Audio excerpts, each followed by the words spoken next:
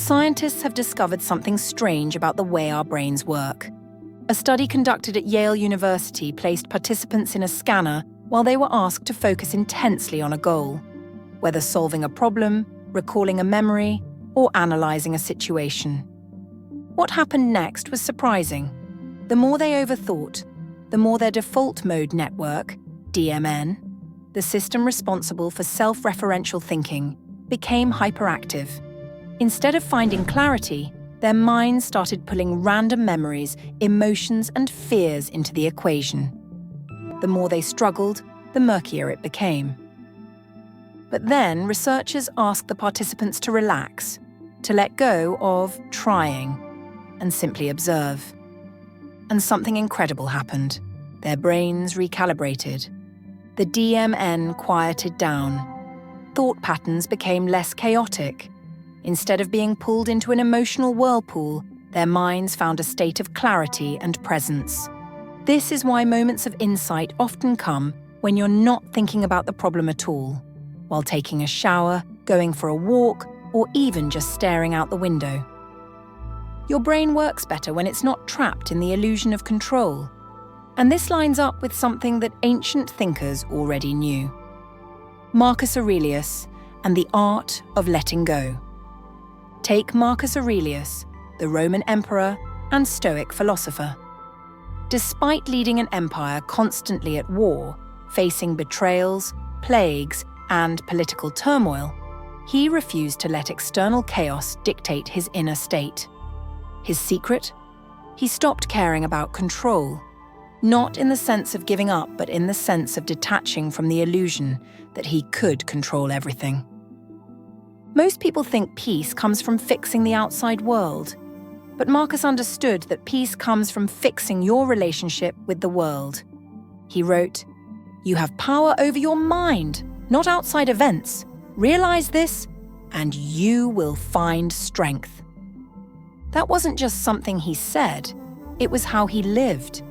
At one point, the plague wiped out thousands of Roman citizens.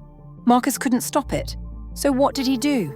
Instead of panicking or trying to control the uncontrollable, he focused on what he could do, leading with wisdom, making decisions with clarity, and accepting what was beyond his reach. That's the true power of not caring.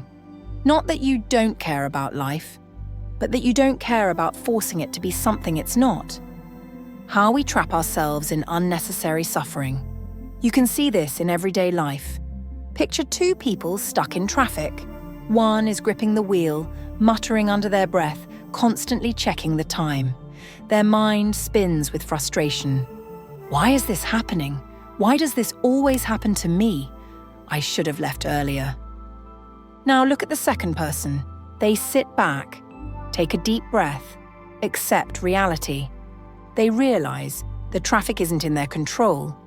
Instead of stressing, they turn on music, look at the sky, and experience the moment. Same situation, but one person suffers while the other stays at peace. Not because the traffic changed, but because their attachment to frustration disappeared. And this isn't just about stressful moments, it's about life. How much of your suffering is actually coming from the situation itself, and how much is coming from your resistance to it? Because the truth is, the less you try to force control, the more peace you actually find. There's a strange paradox when it comes to peace. The harder you try to be peaceful, the more anxious you become. Think about falling asleep. If you lie in bed forcing yourself to sleep, it doesn't happen. But if you let go and allow sleep to come naturally, it arrives effortlessly. The same applies to happiness and fulfillment. People chase happiness as if it's a destination. They think, once I achieve X, then I'll be happy. But the more they chase it, the more distant it feels. It's like trying to catch a butterfly. If you run after it, it flies away. But if you sit still, it gently lands on your shoulder. This is the paradox of effort. You don't find peace by forcing yourself to care less. You find it by allowing yourself to let go. And this is exactly what today's video is about. How detaching from what doesn't serve you is the fastest way to find peace. There's a story about a renowned Japanese swordsman, Miyamoto Musashi, that holds a powerful lesson about detachment. Musashi was undefeated in over 60 duels and is considered one of the greatest samurai in history. But his greatest victory wasn't won with a sword. It was won with letting go. One of Musashi's most famous duels was against Sasaki Kojiro, a feared warrior known for his precision and deadly technique. Everyone expected this to be the most intense, skillful fight ever witnessed. But Musashi showed up late on purpose, barefoot, and holding a wooden sword he had carved from a boat oar. Kojiro was already agitated from waiting. His ego was inflamed. The moment the duel began, he lunged at Musashi with full force. But Musashi wasn't caught up in the moment like Kojiro. He was completely detached, not overthinking, not reacting emotionally, just present. With a single move, Musashi struck first and ended the duel in seconds. This wasn't just a battle of skill, it was a battle of mindsets. Kojiro lost because he cared too much. He was obsessed with proving himself. Musashi won because he had already let go. He wasn't weighed down by the need to win, to control, to impress. This is the paradox of life. When you stop grasping, things fall into place effortlessly. Think about your own life. How many times have you stressed over things you couldn't control? A relationship, a job interview, a situation where you desperately wanted things to go your way. And yet, the more you obsessed over it, the worse it got. But here's the thing. The world doesn't reward those who grip tightly. It rewards those who flow with it. This idea isn't just something Musashi understood. It's found everywhere, in ancient Buddhism, in modern psychology, in the science of cognitive ease. In Buddhism, they have a saying, "Attachment is the root of all suffering." The idea is simple. When you cling to things, expectations, people, outcomes, you create your own misery. But the moment you detach, you free yourself. In Stoicism, philosophers like Epictetus taught that true peace comes from focusing only on what you can control. In Taoism, there's the concept of Wu Wei, which means effortless action.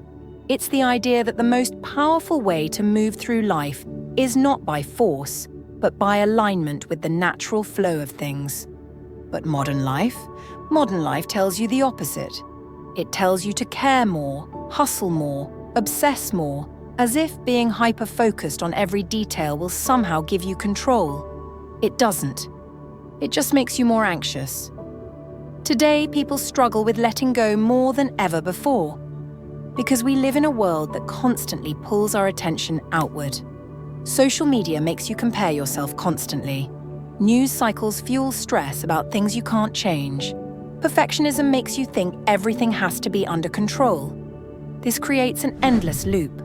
The more you care, the more anxious you get. The more anxious you get, the harder it is to let go. It's not your fault. Society has trained people to attach their happiness to external things. Likes, validation, outcomes. But the truth is, real peace starts when you stop chasing. Most people think letting go means being passive, not caring about anything. That's not true. Letting go doesn't mean not taking action. It means taking action without attachment. The next time you're in an argument, pause. Instead of defending yourself instantly, observe your reaction. Do you really need to prove anything? Or is it just the ego wanting to be right? The next time something doesn't go your way, instead of resisting, accept it for a moment. Just see what happens when you stop fighting reality. The next time you feel overwhelmed, ask yourself, what would happen if I just let this be? You'll start to notice something strange but powerful. Life moves easier. Opportunities open up.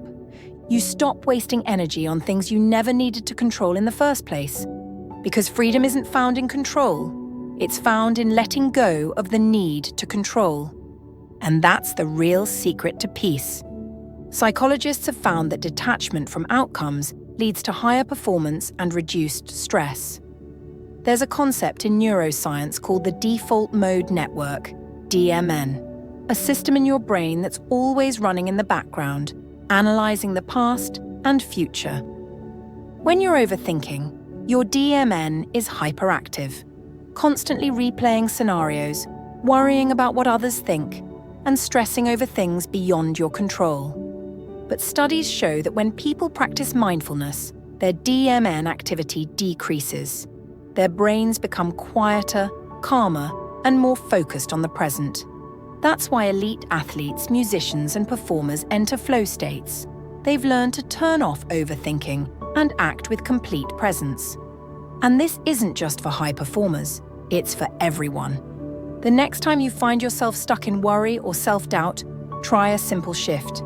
Instead of saying, "I need this to happen," try saying, "Let's see what happens." This one shift removes pressure, reduces stress, and puts you in a state of effortless action. Because the less you grip, the more life flows. At the end of the day, letting go isn't something you do once, it's something you practice. You don't need a perfect method. You don't need to force yourself into a state of peace. You just need awareness. The moment you notice yourself clinging to a thought, an expectation, a memory, pause. Ask yourself, what if I didn't hold on to this? What if I simply let it be?